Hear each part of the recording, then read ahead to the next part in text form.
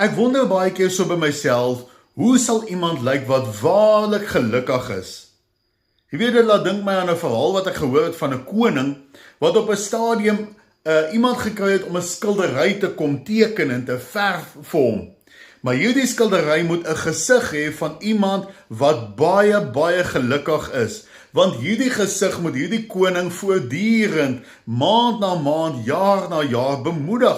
As hy na hierdie prentjie kyk, moet hy geluk kan sien. Hy wil iemand sien wat waarlik gelukkig is, want die koning het ook maar baie probleme, baie bekommernisse, en hy self het nie baie geluk in sy lewe nie, al het hy al hierdie tydelike wêreldse dinge, maar hy soek toe iemand wat gelukkig is. En so stuur hy sy diensknegte uit en hy sê, gaan kyk in my koninkryk, gaan soek, daar moet hierdie een spesifieke persoon wees wat baie, baie gelukkig is.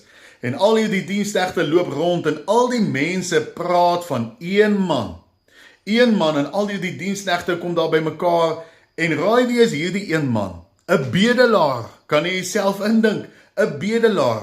Maar hulle vat toe hierdie bedelaar, hulle bring hom daar na die koning toe, en die koning is heel verward, hy verstaan dit nie, hy kyk so na sy diensknegte, hy wonder wat hulle dan nou reg verstaan, maar hy kom na hierdie man toe en hy sê, meneer, wat maak dat jy die gelukkigste persoon in my koninkryk is?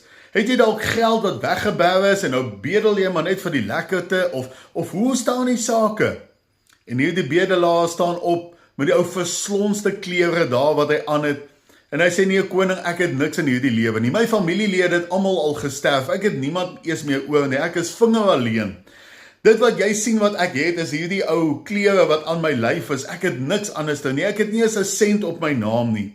My gesondheid is nie goed nie, daarom kan ek ook nie 'n werkie kry nie, daarom bedel ek elke dag vir 'n broodjie. En hierdie koning kyk so en hy sê, maar ek verstaan dit nie, maar jy lyk gelukkig.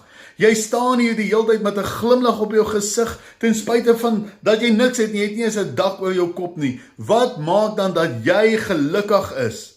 En hierdie bedelaar kyk daai koning so, en hy so 'n oomblik van stilte wat daar is, en hy begin te praat, en hy sê vir hierdie koning, ek is gelukkig vandag, want ek weet, my verlosser, Jesus Christus, lewe.